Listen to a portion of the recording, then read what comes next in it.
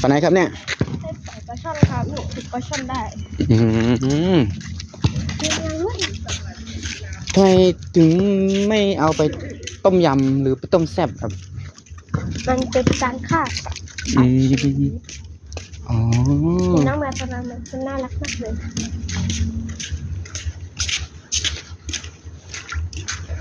ทักทายน้องดิบเห็นน้องตอนที่ดิบไปว่าสีฟ้าสูงเจอหานด้วยเจอเป็ดเทศด้วย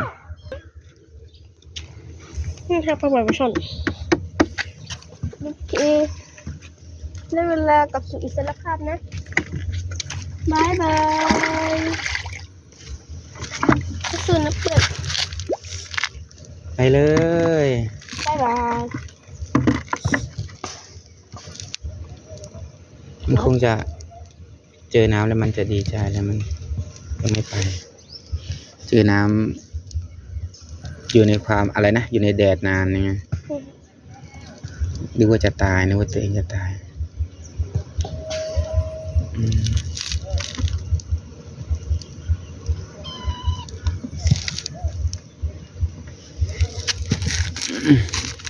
ไม่ไปบ่